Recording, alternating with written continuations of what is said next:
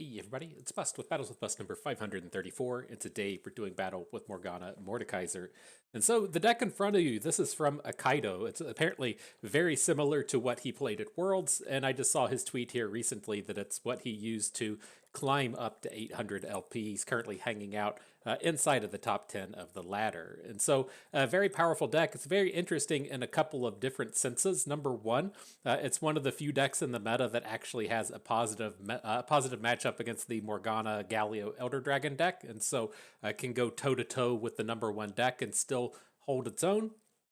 And then also, as we have the Open coming up, in the best of three format, it's very kind of interesting as to whether or not you want to bring Morgana and Elder Dragon together. So if you're wanting to just bring the best deck in the format, that's going to be the Morgana Elder Dragon deck, but there's just a very high percentage chance that deck gets banned, right? If your opponent is looking to ban Morgana as their strategy, they're going to hit it. If they're looking to ban Elder Dragon as their strategy, they're going to hit it. Now you're really just missing out on two of the most powerful champions at the moment. And so I think this is where a lot of the big ideas come about from Worlds in terms of splitting out Morgana from the Elder Dragon, and that lands you in this space to where you're playing Morgana Mordekaiser. And so that's where I feel like the deck stands. If you're not familiar with what's happening in terms of a lot of the deck, it has some of those kind of flashes of Thresh Nasus to it, to where it can get these accidentally really powerful early game openers to where you kind of go Fading Icon into Legion of the Severed into Mageseeker Inquisitor,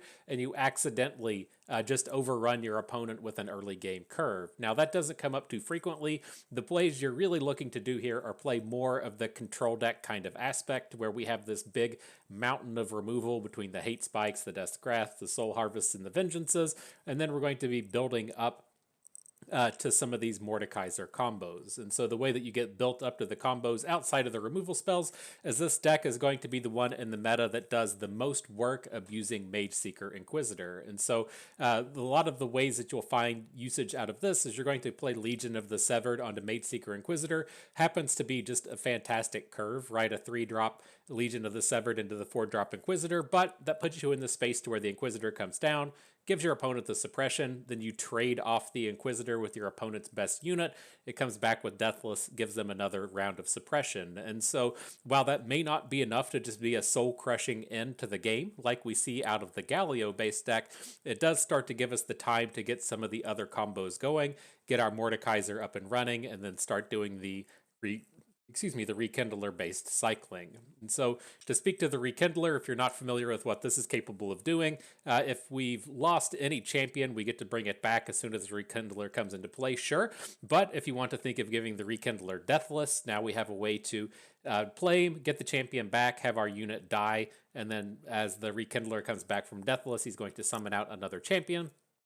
But the more high-powered angle that you're going to see with the Rekindler is with Mordekaiser. And so if you're able to have the Rekindler on the board, we hit it with the Mordekaiser so it dies and comes right back. We not only have the champion from that initial casting of the Rekindler, now that he's recycled himself with Mordekaiser, we're going to have an additional champion on the board. And so this deck has a very, very powerful late-game package to it in terms of these cycling Rekindlers. Very tough to stop a board full of 3 or 4 Mordekaisers coming at you.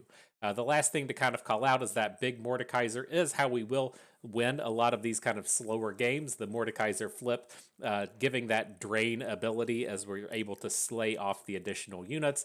That's the way that the games get finished off if your opponent kind of stalls out the board but lives at about 5 health or so. And so it'll be very interesting to see that come up. And so that's it. That's the deck. That's what we're doing battle with today. But before the battles begin, you know what we got to do. We got to pay that pay-to-win price. And where are you at Death's Grasp?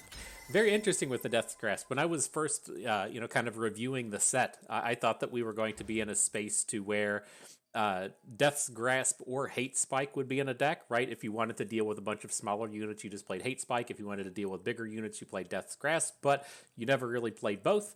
And here it turns out we just played both. It turns out having that Mordekaiser static ability on board is enough to warrant playing all of these extra sacrifice effects. So good stuff. Let's dive on in. I'll go ahead and state with this deck. I've played a fair number of practice games with it. As it stands, it's not a deck that I'm really in love with. You know, I can concede the amount of power that it has going for it, but I just don't like playing this style of deck. I think that's fair and okay to concede that a deck is good, but also concede that you don't actually actively want to play it. But back into battles here, this Aatrox Bilgewater deck is the Reaver's Row thing. It's the one drops matter kind of deck, and I want to hang on to this Morgana, but she's not going to come online until turn 6. I'm just going to go ahead and take the full mulligan here, see if we can't find some early game interactivity, our fading icons, our ceaseless sentries and stuff just to come out and block, because he's certainly going to be coming at us with a bunch of aggression. Just waiting until turn 6 to get Morgana on board doesn't feel like it's going to be enough.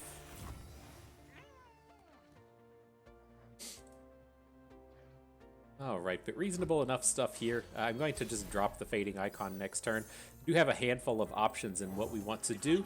Ideally, before we start dropping soul harvests on his units, he's going to have an equipment play first. And so we'll see if that can bring itself forward. But definitely not trading our fading icon for the Crackshot Corsair. We'll just hang on a little bit, pass it on to the next turn. So I feel much better about playing removal spells in this space. It feels like a reasonable hate spike onto the Crackshot Corsair.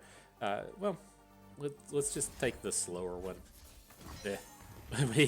We can kill all the equipment at this point anyways. I guess one of the concerns is if he does get this attack in with the Crackshot Corsair, even if we block everything, it does open him up to playing Jagged Butchers and playing some of the Plunder package. And that's just not what I'm really hyped to have come about. Kind of a crappy hit, a Deathless Voidling along with the Ephemeral unit and the Reborn Grenadier. I assume he's going to continue to just get more stuff on board. It is, again, a very one-drop heavy deck, but we'll see.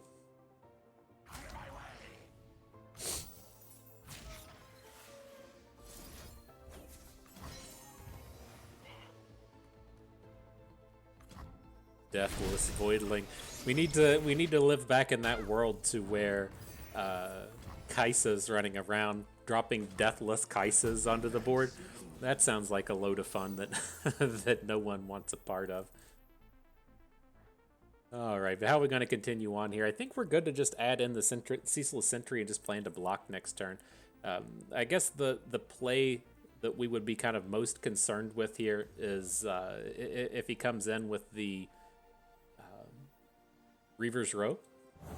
But I think that's okay if that's what happens. So we can still load up the Ceaseless Sentry with the stats, get in this fearsome attack, see if the Reaver's Row comes down. And then I think we should still be in good shape for these upcoming turns. What you got? Acorn? Acorn's a little bit better than than hitting the Ephemeral unit. So you gotta worry about this Voidling a little bit. It's not unreasonable to think that it can't hit enough keywords. Like if you add in a if you come out and add in things like a just an equipment to give it quick attack or something, like it's a very real possibility there. I don't think this deck really plays spells though. I'm not super worried about whatever this Acorn is starting to generate. Feels like that was an attack just to hit a Plunder. You know, he doesn't want to give us the chance to get more stuff on board. All around feels pretty safe to me.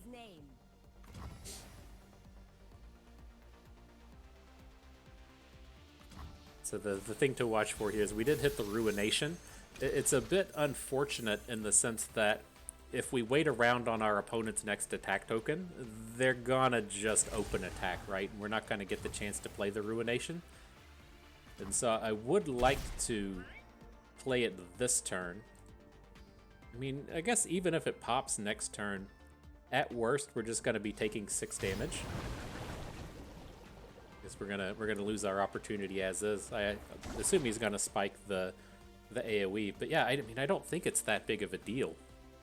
Right? We still have our 3 blocks. We play Death's Grasp outwardly onto something else. I don't think we care.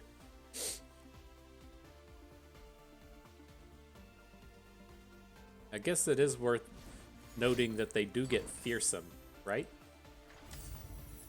So we're kind of limited in the way some of our units can block. Wanted to hang on to the Death's Grasp until next turn. Let's just go ahead and drop the Glimpse Beyond. See if we can't pick up another unit to add to the board. Hitting a Wings in the Wave or something wouldn't be that terrible. That Spirit Leech, Soul Harvest.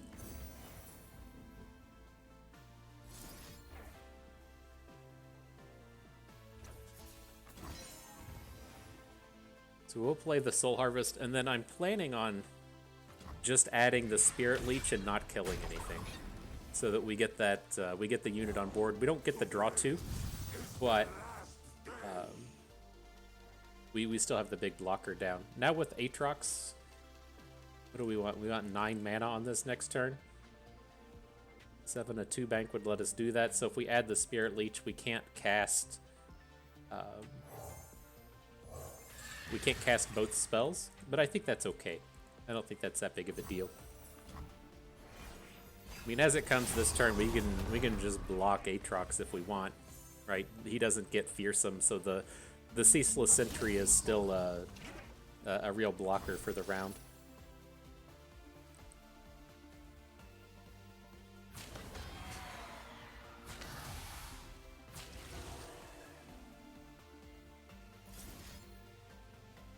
So where we stop? I mean, it kind of sucks to have all of our units die right before we're going to play Mordekaiser, but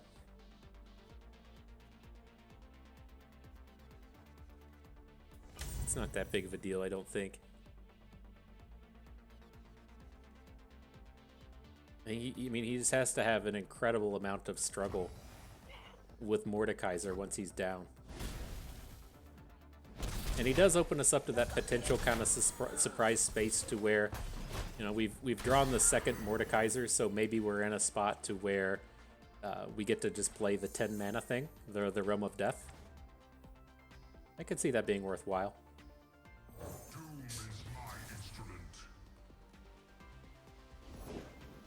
Oh shit!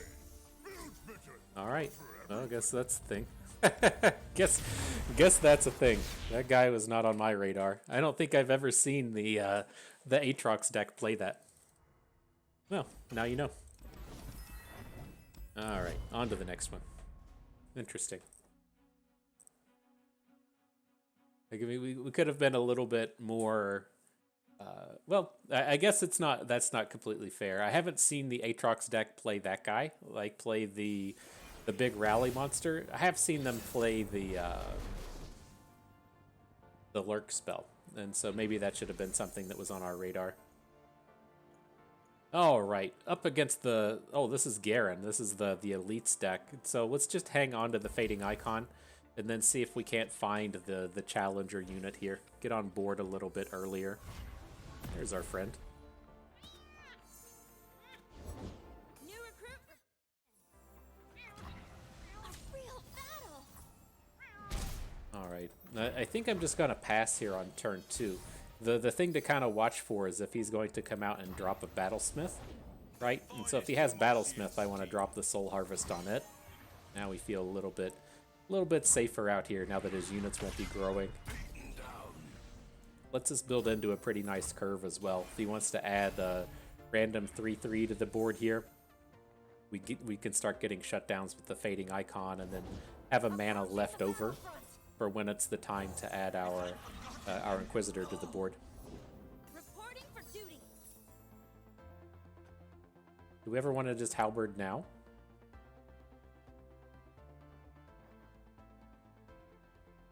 I don't think so, but we can add the Wings in the Wave to get a 3/3 on the board. Where are you at? That sounds pretty reasonable, since it's a good blocker in front of both the Defender and the Cithria. Oh, huge shutdown. Nice. No one is beyond my reach. No one. Don't even need to play the Halberd on this board. We'll see if he adds anything. We can still find ourselves in a spot to where we want to hook down the Vanguard Squire, right? If we play the Halberd, we can then hook the Squire with the Inquisitor and get a free attack here, but That doesn't seem super useful. Now we know we'll win this combat. He has suppression in hand, so we can't cast any spells.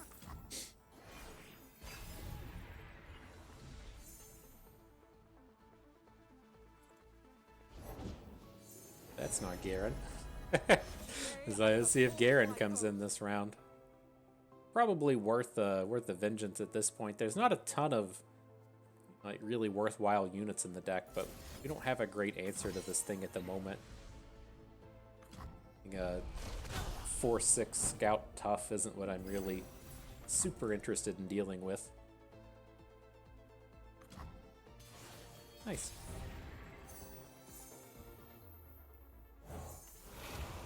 It's a reasonable draw with the Sentry now. I think we will be playing the Darken Halberd. I want to continue on our attacks with the Inquisitor.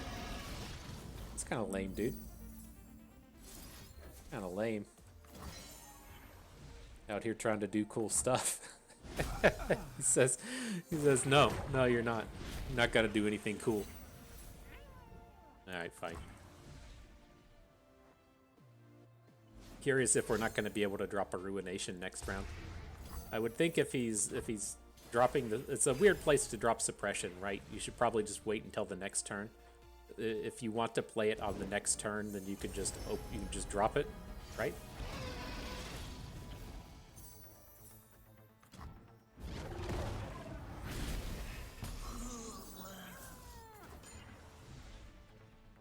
All right, let's get this nonsense out of here. Is this why people like playing Shadow Isles? You get to you get to come out and play cards like the Ruination. Ugh. Alright, who are we going with here? I was leaning towards the Pioneer and then following up with the Morgana. I like being able to Pioneer down the Fire Spitter.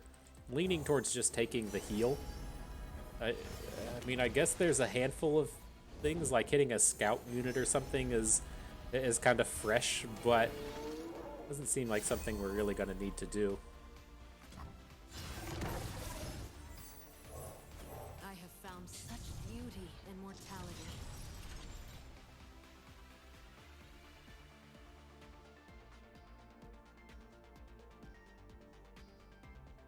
And then I think we're still good to be trading the Pioneer. Oh shit. No, he's not suppressed, huh? Okay. I think this is still fine. I don't want to give him the chance to start playing a random +2/+2 card and then causing problems with that thing. There we go. There's the Thunder starting to roll through. As long as we don't just die this turn, we should be able to get the Legion, the Inquisitor, and then the Mordekaiser next turn. Start getting all those sweet-ass combos going. Just gotta fight through the Elder Dragon along the way. Is it even worth? We can probably wait a turn before we vengeance this thing. Let's just let it happen. Like, it's not... We're not at risk of the Elder Dragon flipping at this point. Every mage must face their crimes. So let's just kick off the shenanigans, am I right?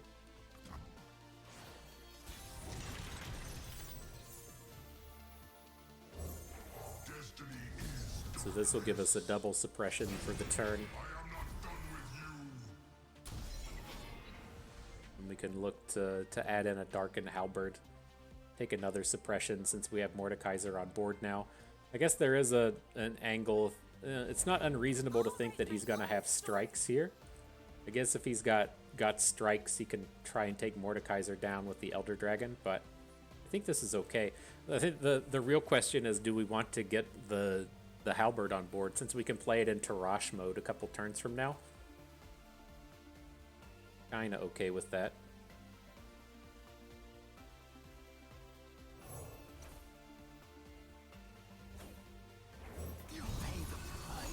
Should be easy enough to just trade this thing away though, right? He's up to suppression 6, so he's gonna have to start playing his single combats quickly. Alright, so we know we're safe now.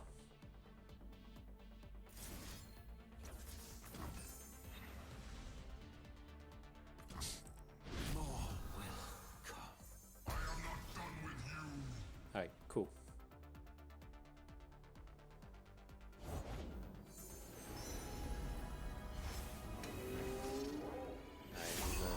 Thousand Tail's not a big deal. He hits Deathless, which is kind of annoying, but I mean, I think this might be the... It seems like a reasonable turn to still just take it down. So he's not getting the combat stats next turn. This will hurt a little. Just leave it as is. My story ends. I'm actually here. So is this guy playing multiple Elder Dragons? I'm curious how this deck looks in that sense to where, you know, if we Vengeance the Elder Dragon preemptively, is he going to be able to just drop in another one? Like, I guess he doesn't have enough stats to completely worry about at this point. And here, left 10 mana left over so we could play 2 of these spells. I think that's okay. He can't cast any spells at this point, so once we get him into combat, we gotta be feeling pretty good. My journey continues.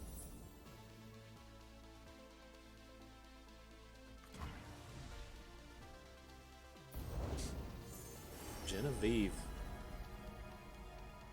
Lots of scary friends out here. To the end.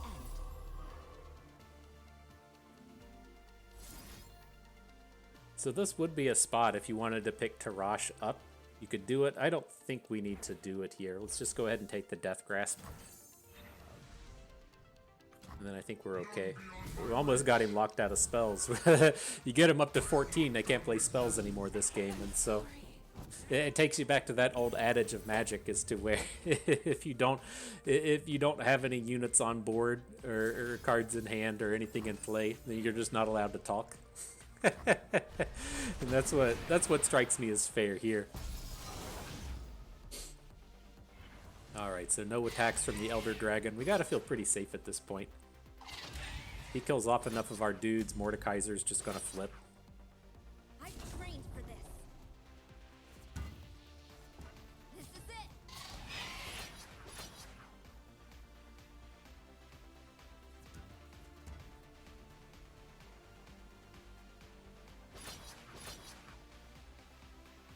Don't need the suppressions after this point, right? if he's at suppression 14, we're gonna be okay.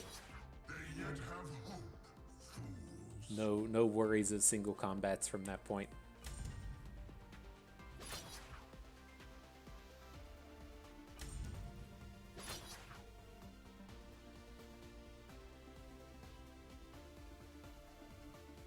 I mean, this still takes him up to 12 and doesn't get our Inquisitors off the board.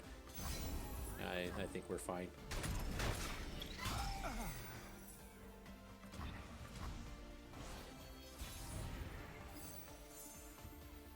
So what do we got? Yeah, I mean, I don't think the Tarash is on the table. He's clearly not on the table now, given that we don't have the mana to do that stuff, but we're still looking pretty good. That'll be enough to the Mordekaiser flip. Now we can start getting the drains rolling through.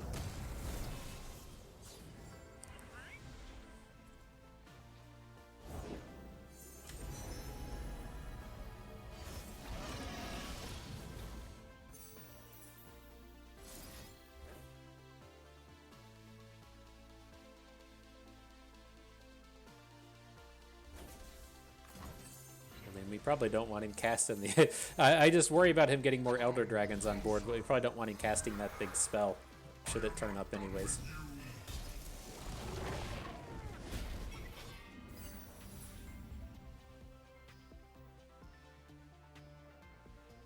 It's like, there's probably not a ton of reason to just sit here and fuck around. We need to get the drain thing going. Like, how much... I guess it's close. We still have reasonably safe attacks with Mordekaiser.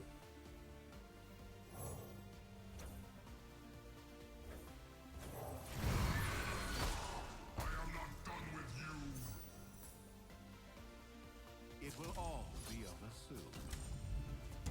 I will lay waste to you.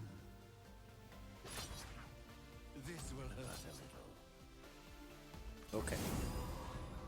We're getting there. Give us another 10 to 20 minutes and we'll we'll end this game.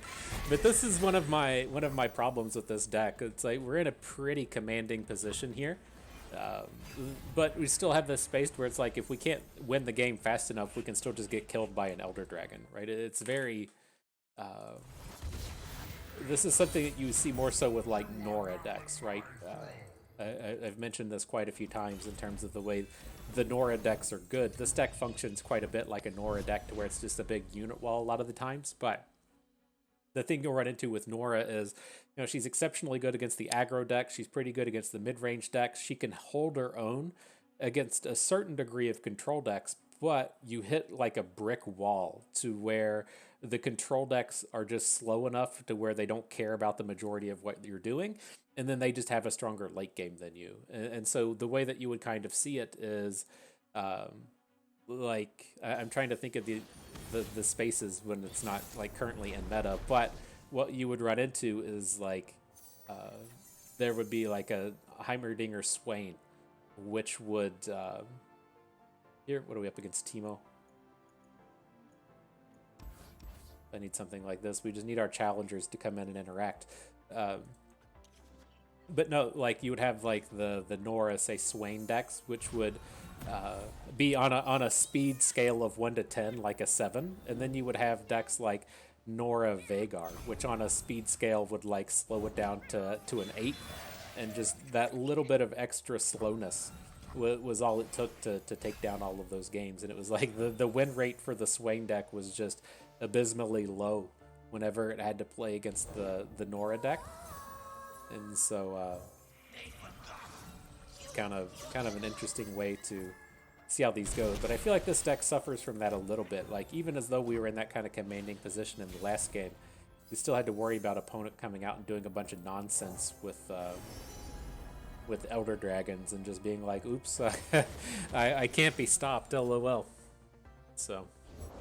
Where'd we end up this time, Book? Alright, though. Back to the game at hand, up against Teemo Yuumi. This is fairly okay.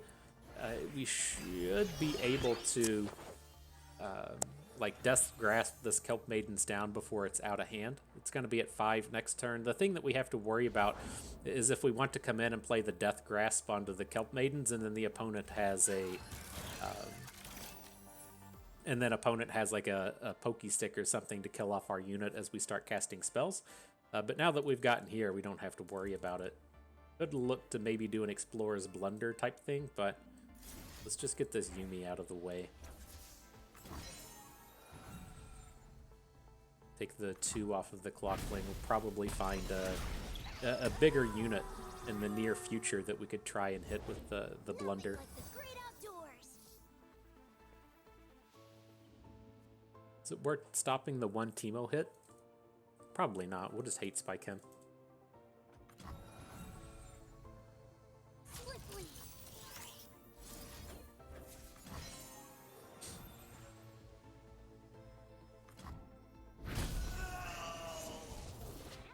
Push on without The spell shield the Inquisitor. I don't think this is a game to where we're gonna have the time to fuck around with the Legion of the Severed into the Inquisitor. I think we just want to get the Inquisitor on board. Interesting addition, though, with the Darkened Halberd. If we want to not take the spell shield, we can Halberd the Husk, put the bonus onto the Pioneer, and then have 2 challengers on board. It's not terrible. And then if we assume that we're not going to lose our Inquisitor by the next attack token, we can start to do Mordekaiser stuff onto it. The other angle here is if he's just going to add Yuumi. Alright, kill an ally, equip an ally. I mean, I think I'm reasonably happy to just trade this 4/4 Pioneer into a Yuumi Clocklink. That feels like a bit of a win. Just soaks up so much of their mana. Baddies beware, Mama's got a gun.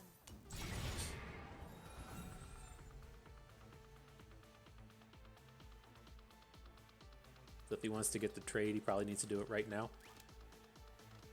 Uh-oh, dropping emotes.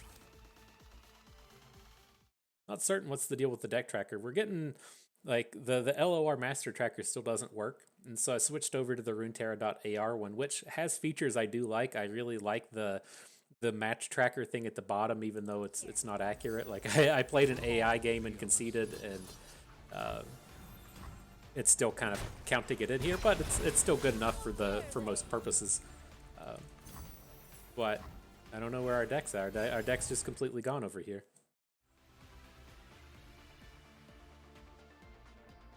Nice addition with Morgana, though. Reporting in. Like, what unit can he add that's better than Teemo?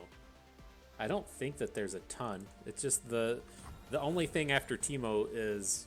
Where'd we end up this time, bud? All right, that's definitely the angle now. I shall show them what it is to fall.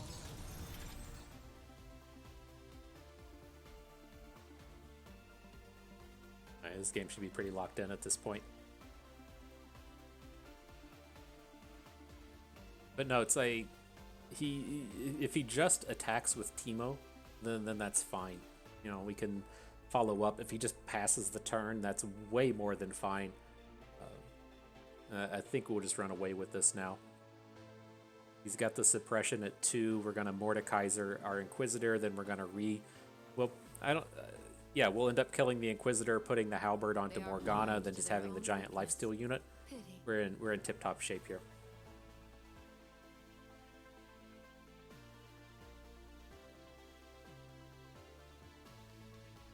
Deciding how bad it feels to play a Bandle Commando right now. Just gotta stop and decide, how bad is my Bandle Commando? I gotta attack with something. Or did we get a rage quit?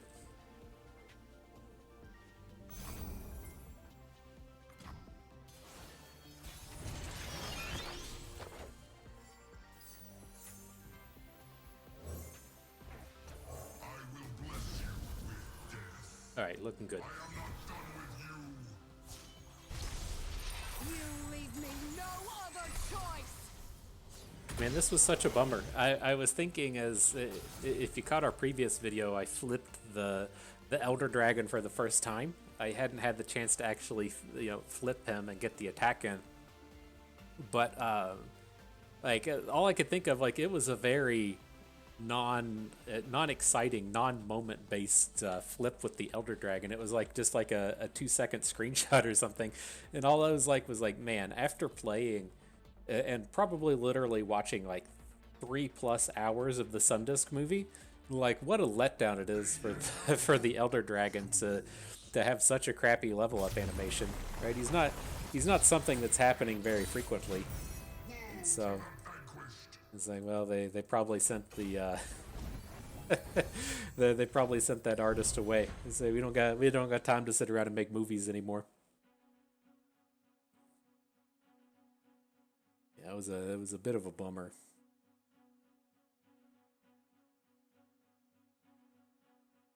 Wow, this is gonna be epic. That's the real quest, right? We touched on the video a couple times ago where people were struggling with the 75 power and 1 attack quest, and that quest was much easier than ever just flipping an Elder Dragon. It's whenever you're in that space that the Elder Dragon's gonna flip, your opponent just concedes. So it could be tough to do. All right, into the next one though. Up against Nasus Mordekaiser. I'm not entirely certain with what we're going to be seeing here. I'm kind of leaning towards just taking a really heavy mulligan and looking for our challengers. And then, if he overruns us in the early game, I think it's probably okay. Really just wanted to find that Inquisitor.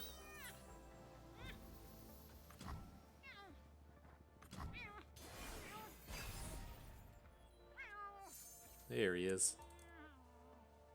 So probably go ahead and start dropping the wings in the wave. I want to have some of these sacrificial units on board as we start to cycle through.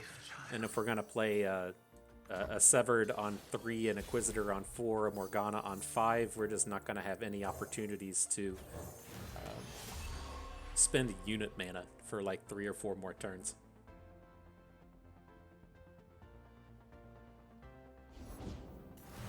He's got his own Legion. Let's trade.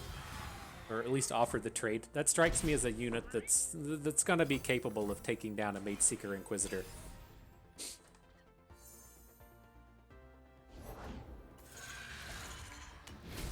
Seems like opponent just does not have a good hand. Must face their crimes. I didn't watch out for that. You do have to watch out for yourselves with your opponents getting up to a full hand, and then as you try and hit their units with try and hit the curses into their hand, they can just I shall show them what it is to fall. overdraw it so they don't actually get cursed. He's really close. He's at 10 of 10 right now. As we were talking about that and we played the Morgana and I didn't check, I was like, fuck, this is gonna be the spot where it hits. But I found myself doing this quite a bit. It's like counting cards is too hard to do. If you just click on the deck, it has the in hand thing, right? 10 of 10 in hand. Shows on your own down here. We're at 5 of 10 in hand. Such a wonderful quality of life addition. The breath takes, the waters give. All right. Beg for mercy.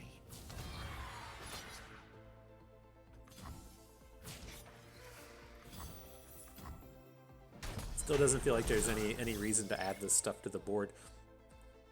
Then as we come around to our next attack token, we can get Mordekaiser down. We can do the halberd thing to pop off more suppressions. We kind of need some of these units to go away, right?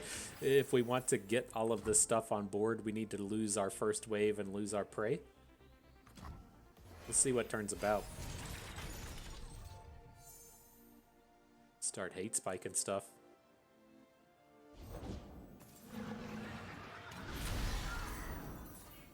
Dum Dum got Deathless. I think he's probably pretty ignorable though, or at least ignorable for the moment. The Iron Hound.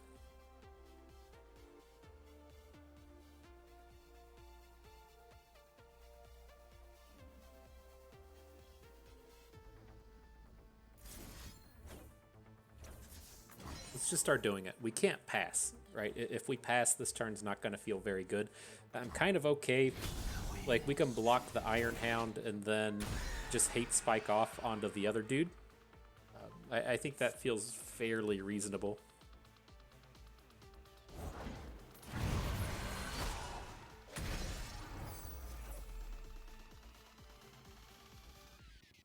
Was that he halberded it onto the Iron Hound?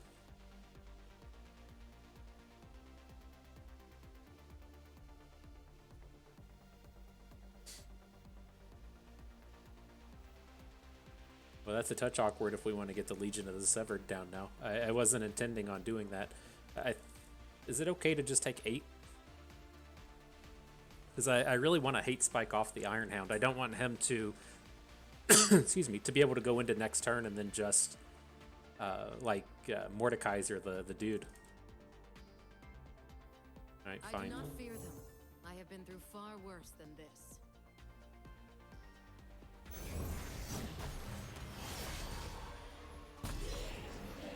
Kind of waste of a husk, but at the end of the day, I think it's fine.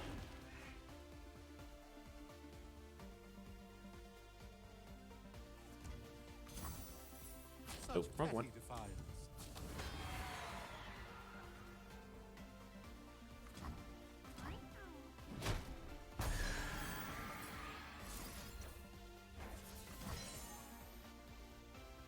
Alright, not bad. Now Morgana's gonna be flipping soon. We don't quite have it. Oh shit, spell shield for Mordekaiser, that's sick.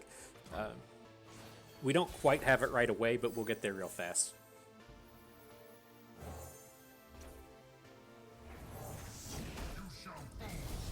Deathless spell shieldy Mordekaiser. That's a guy that likes to party. Oh, that's pretty sick. Pretty sick.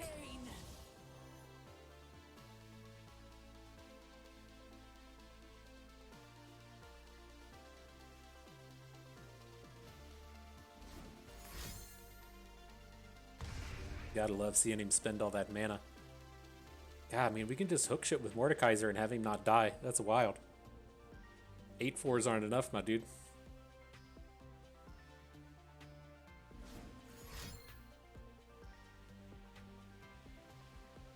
This to probably be a 5 damage thing onto Morgana. Morgana's the problem here. Okay. But we still have enough for lethal with this, so let's kill the Inquisitor. Equip the random guy. Now we have a... Oh shit, hang on, we are short on damage out here. That's not good. That's not the way we wanted that to be. I thought 11 was enough, and it most certainly was not. This will hurt a little. Well, fuck.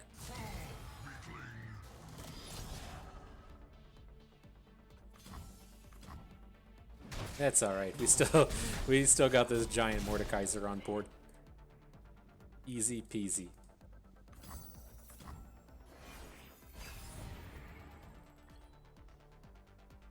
Just drawing Morgana's. I was ready to get their Rekindler down to bring the summon for her, but it feels like this game should be pretty out of reach for the opponent. We'll see. That was fairly sloppy on the previous turn, but it's like it takes a lot of effort to actually come in and kill the Mordekaiser, and then if he kills off the Legion of the Severed and we get our weapon back, we can just kill off the kill off the Rekindler again, and like it just seems like we're in pretty okay shape. Yeah, opponent agrees. All right, where are we at time-wise? We got 40 minutes in. We can get one more game in. I was worried that we were only going to get in like 2 games today. So that's what happens a lot with this deck, but things are moving. Things are moving.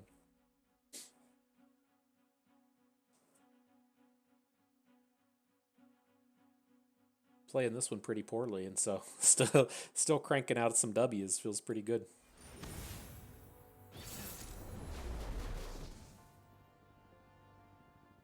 All right. Yeah, in my time at the gym today, I had some pretty ridiculous games up against the Poro King. Like I felt like we were like I got the opponent to spend 10 mana on a suppression before they got to cast a Poro stacks, and I was just like autopilot so hard. I was like, I can't imagine we ever lose at this point. But it's like he churned off the suppression and then cast like 4 snacks in a row, and I was like, ooh, oops. Oops, that was a little closer than I anticipated.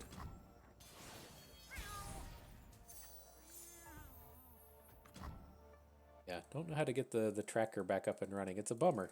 I want to message Vivo as well and see if we can't do something about getting the text to appear bigger, so as you're watching the stuff is a little bit easier to see.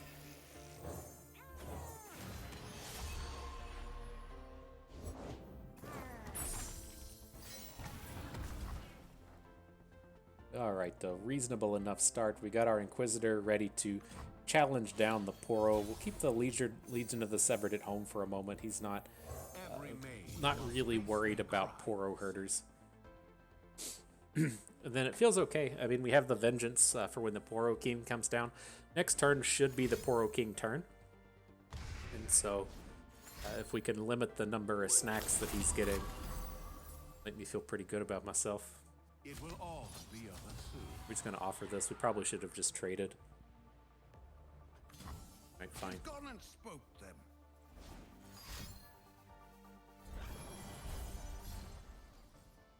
How do we feel about that? We can protect the Inquisitor. We're just like so far away from Mordekaiser, though. I think that's okay.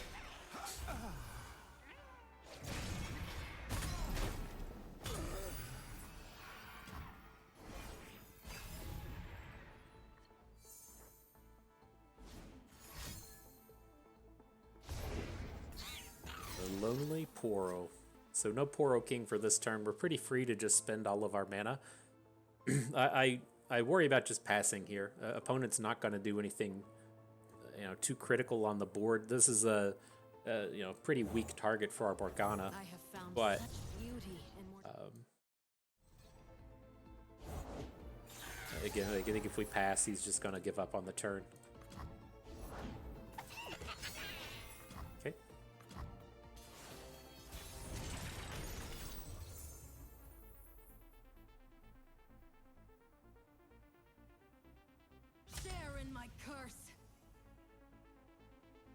Seems safe, right?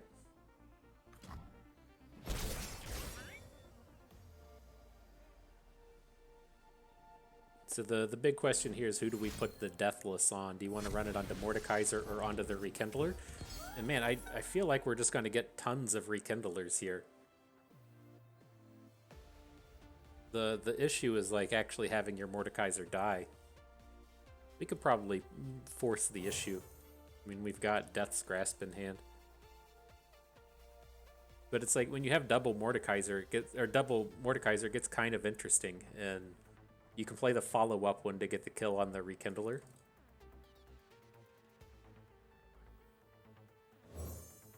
Alright.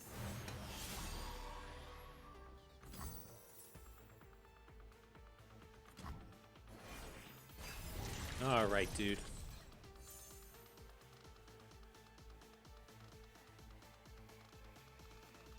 Let's see if he drops the Poro King. He's got a bunch of snacks in hand, right? He has a reasonable argument to just open with the 3/4/4 Poros. It's not the end of the world if he does.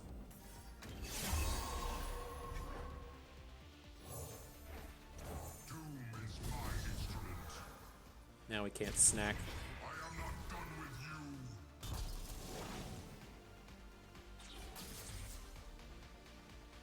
You gotta like that, right? I think you got to. It's not a requirement, I guess, but it feels like you got to enjoy it.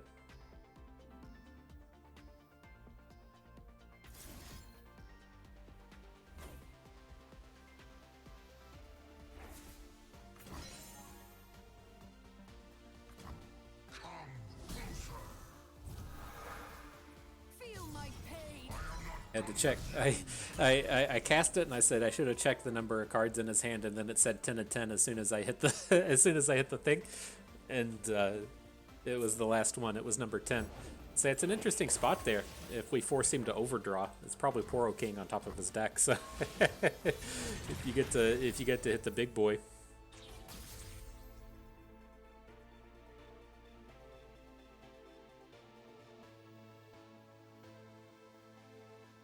Is it worth running out at this point? This doesn't feel like it's the time for Rekindlers.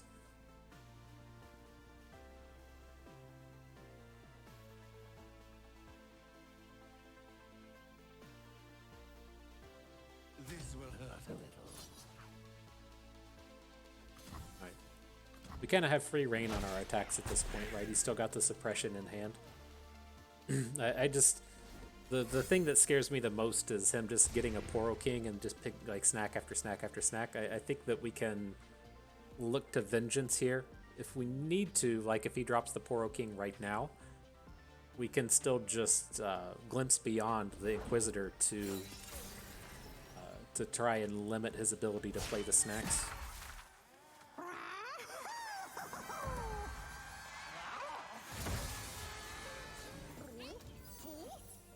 Alright, he's at 9 of 10. I'll check that time.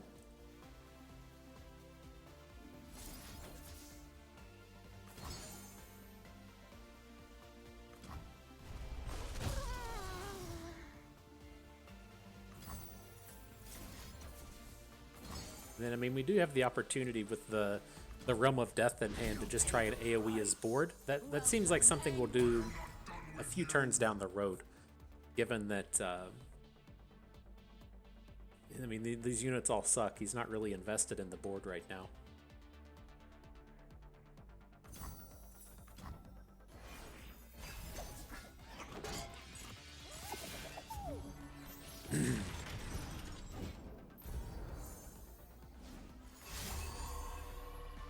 Let's see how many snacks he churns out. None. Gets a king, though.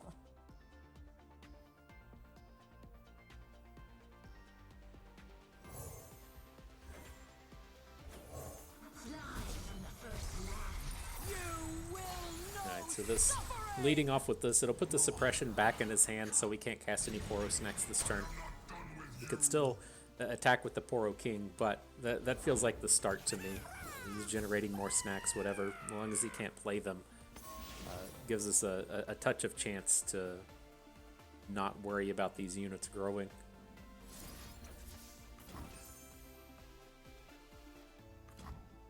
You pay the price. I am not done with you.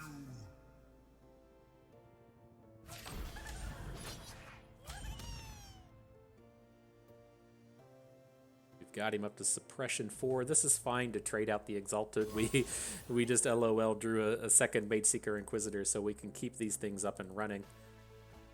So we're stuck there. Another Inquisitor. Here is an enemy of the crowd. He's up to 6. We can get him up to 8. But it seems like a reasonable place to be open attacking. The Morgana's gonna pop onto the Poro King. Gets us a last chance hook with this Inquisitor before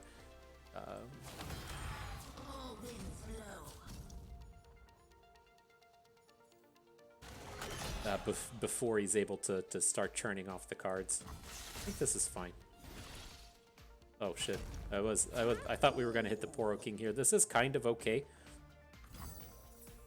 Since we can kill his Poro King, but I was intending on him to be more dead. Him to be more dead, right?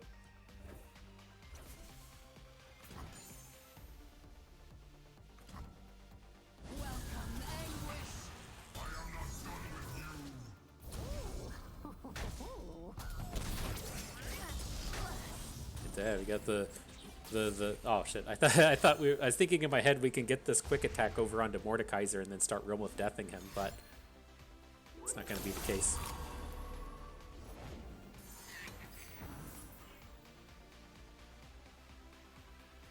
Are we in a spot where we want to? It's like, I don't know. This is so tough with me, is in the sense that we could have got this Rekindler going so long ago, but we never really had enough board to maximize what it would be able to do.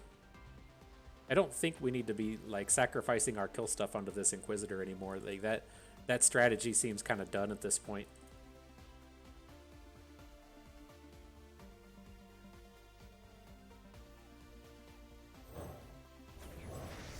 I shall show them what it is. Let's just add in Morgana.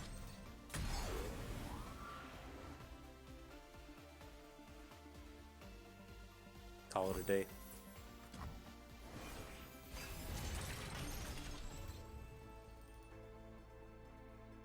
It's like, I'm not certain how much we have to worry about stuff. Like, I know Zolani is a thing. Like, this deck can definitely hit us with Zolanis.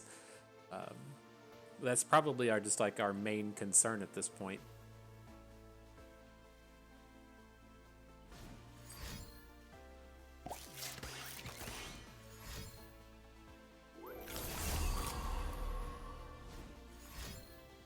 Here comes the flurry. Here comes the snacks. Let's get this stuff off board.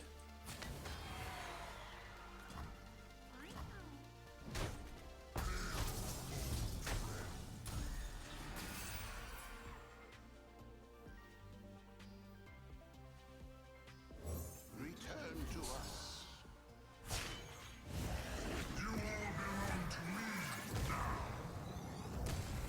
Alright, so there's Mordekaiser.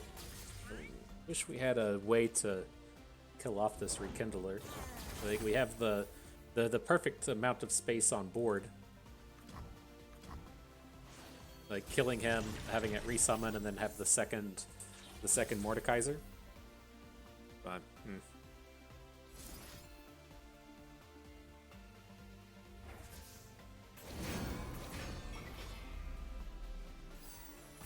Alright.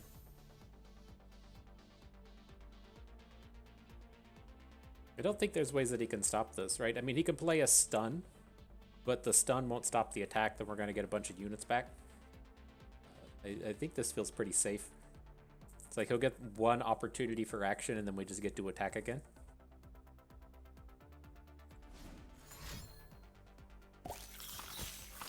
Okay.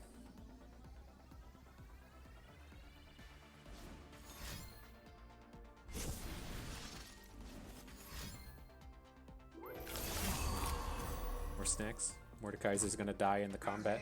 Poor guy. Poor guy getting zinged by the Poros. But now we should get a pretty strong follow-up attack here. I think this is going to be enough to get the finish on the secondary attack.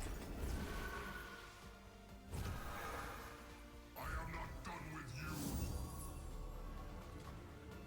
I shall not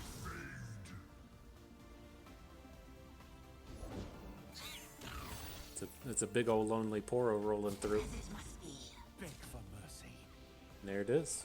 All right, GG. Well played. Not a bad set of battles. So we can pull this up, talk about it a little bit more. And so again, you know, it's not a deck. I didn't have a bad time doing that, but this isn't the kind of deck I really like to play. It just the interactions with it and the things that it does just don't get me excited. And so it's not to say that it's a bad deck, but it's just not something that I really want to sit around and grind. And I'm certainly not going to sit around and master. But like even with how like poorly we played these games, we still had a pretty good run across the decks that we came across today. And so it's certainly a good deck. I'm not trying to say that it's not. I'm not trying to say it's bad. I'm just saying I just don't enjoy playing it. But like as we're playing those games, like I could see multiple angles throughout every single game to where I was 99% certain that we were just doing everything wrong. And even while doing things wrong along the way, that wasn't enough to keep us from winning. And so the general strategy itself was quite strong. And I think that it was nice that we got to kind of showcase a lot of the combos that this deck is capable of doing. The big early game shenanigans with the Inquisitor, the stuff with the Rekindler, the Deathless stuff tying in to Mordekaiser and getting a bunch of resummons that way, getting the Mordekaisers on board, and then killing off our own units with the things like Darkened Halberd to put additional curses onto the opponent. Like these things are all the kind of bread and butter for the deck, but it's something you may not be immediately aware of. And so I'm glad we at least got to kind of come out and showcase that kind of thing, so that you should be aware of it even if you haven't seen it yet. And, you know, as far as my perspective kind of goes, as far as coming into the opens and stuff, it's still good to know how these kind of decks function, even if you don't intend on playing it. It's good to get a feel for what the deck is trying to do, get a feel for how aggressive it can be, like see the kind of big break points in terms of where they spend their mana and stuff. It's nice to just play 10 games with the thing to see what the opponent's going to be coming at you with, even if you have no intention or desire to grind the deck for a long time. But yeah, I'm ready. I'm ready to get this stuff out of here and just go get some overwhelm units, right? That's what we need in our day. But nonetheless, good set of games. I had fun with that. I hope you did too, because that is going to do it for us today. So hope everyone enjoyed the video. Hope you maybe learned a thing or two along the way. Had a good time watching. This is Bustin' We. Thank you for being here.